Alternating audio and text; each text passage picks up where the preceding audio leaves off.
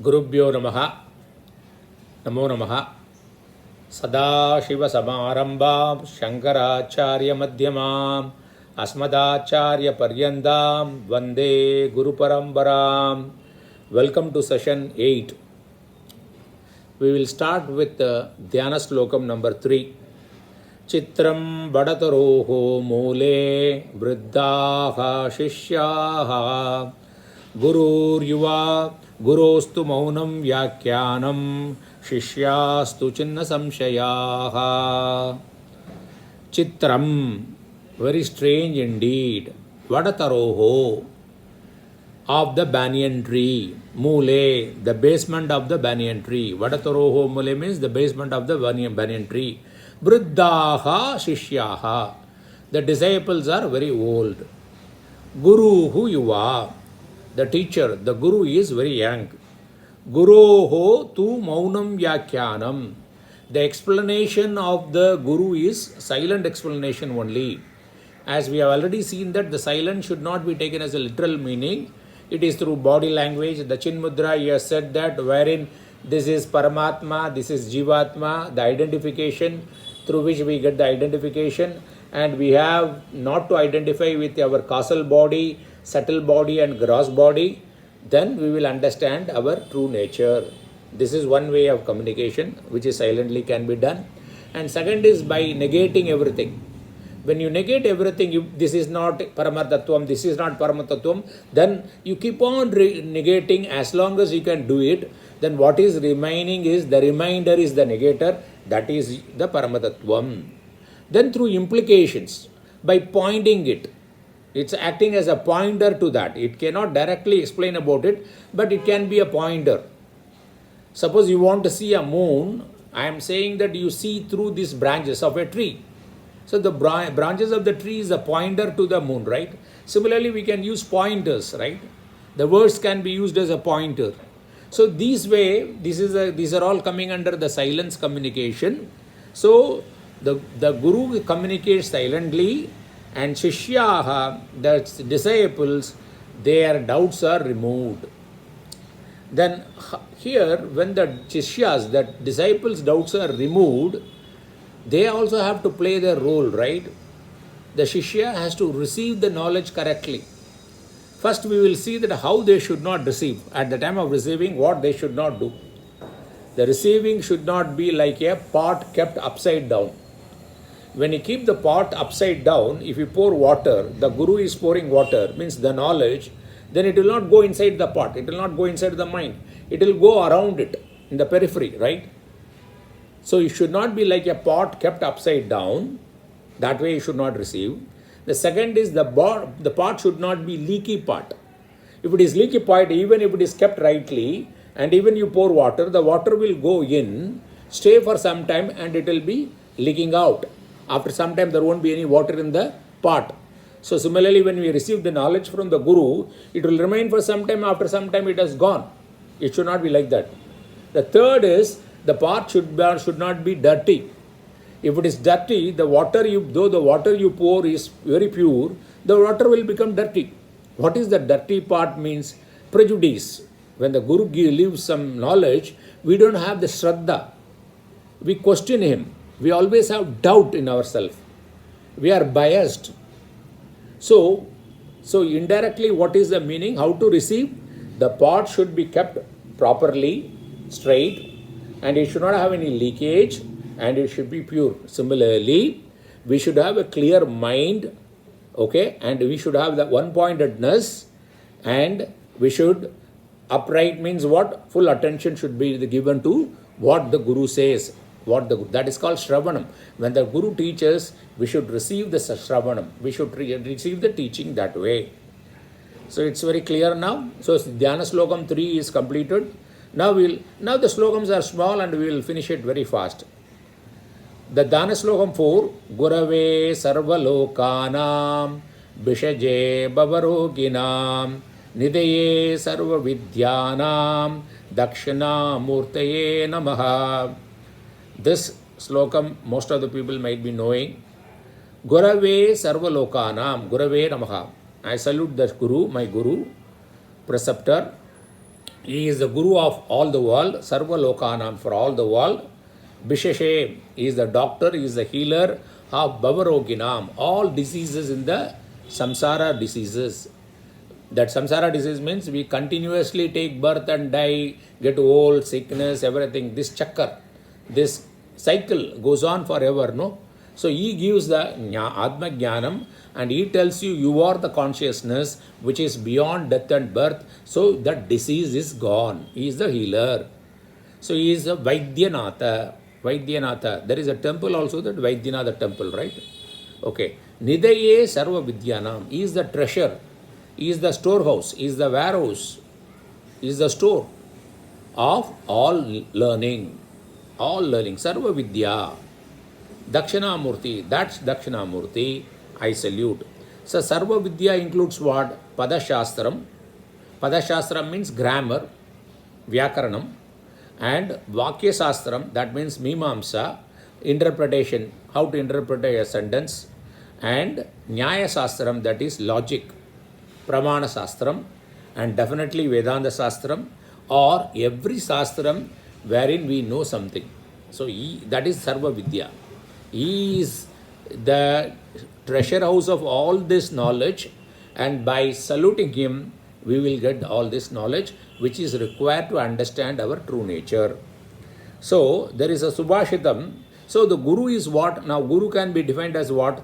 Pada, Vakya, Pramana, Paravarinaha. Paravarinaha means he knows all the Shastram, Pada Shastram, Vakya Shastram, Nyaya Shastram, Pramana Shastram, in and out. That one who knows everything is Guru. Then only he can teach us.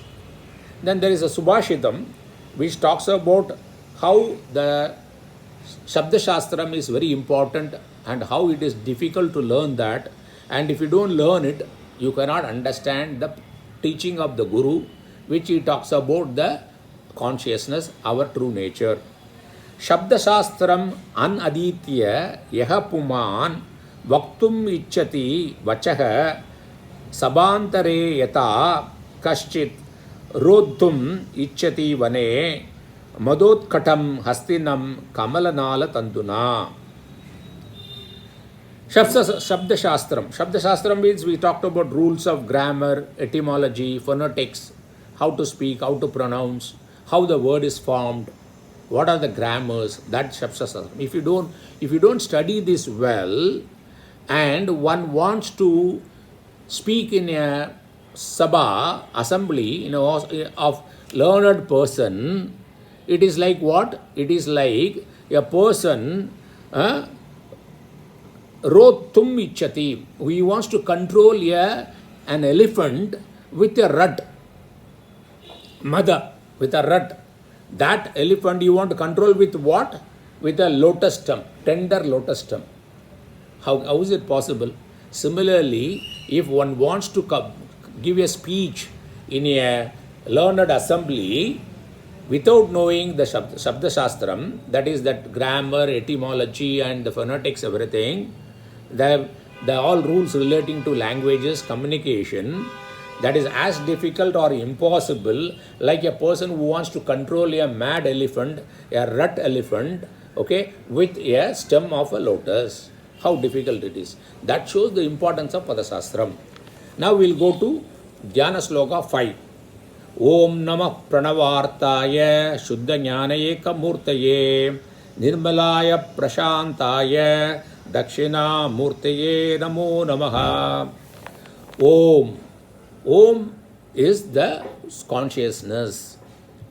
And Namaha Dakshinamurthaye means Om Namah Pranavartaya. Salutation to the consciousness that is indicated by Pranava. Pranava means Omkara. Omkara means A, U, Im and Amatra, silence. So this A, U, Im is Akshara, that is a manifested self, that is Saguna Brahman, the Brahman with attributes, who creates, sustains and operates and dissolves this world. And Amatra, the silence, is Nirguna Brahman, the Brahman without any qualities.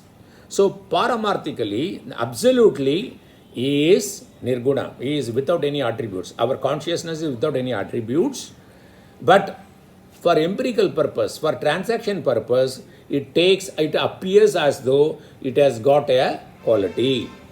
Shuddha Jnana Murti is the embodiment of pure knowledge. That is which knowledge? About ourselves, Atma Jnanam. Nirmalaya is pure. Pure means what? It doesn't have any ignorance. And out of ignorance only that ego is, ahankara is born. When you identify ahankara is there, then you say that I do this meritorious action, demeritorious action, and accordingly I'll get punya papa, that result phalam, you will get the result of that. All this identification, that's all ignorance. He doesn't have that ignorance. Prashantaya, he is tranquil. He is without any disturbance. Okay, he is tranquil. That Dakshinamurthy I salute. Then the last Dhyana Shloka for the day is Ishvaro Guru Atmeti Murti Beda Vibhagine Vyomavad Vyapta Dehaya Dakshinamurtiye Namaha. Ishvaraha Guruhu Atma iti Murti Beda Vibhagine. God, the teacher, myself, the student, that apparent differences are only apparent. In reality, there is no difference. He is like that. Our consciousness is like Vyomavat, like a sky. Vyapta is all-pervading sky. That is his true nature. Our true nature is all-pervading. It doesn't have any differences. The differences like God, teacher and myself, they are all only apparent for transactional purpose. So long as we have the ajnanam, ignorance, to remove that we need a guru. But once the ajnanam is removed, if you have out of ignorance you see a snake in the rope, somebody has to put a light and show you that, right? Then you realize that there was never a snake in the rope. Similarly, once you understand your true nature, you say that I am all-pervading consciousness, and that Dakshinamurthy, that Sarchinamurthy, I salute. So here, there is the absolute reality I talked about. In Siddhanta Bindu, there is a text, talks about the absoluteness of the consciousness, our true nature. Na Shasta, there is no teacher. Na Shastram, there is no scripture. Na Shishya, there is no disciple or student. Na Siksha, there is no teaching. These are all only apparent in a transactional reality. Na Cha Tvam, there is no you. Na Cha Aham, there is no me. Na Va Ayam Prapanchaka, there is no apparent world like this, which is visible world like this.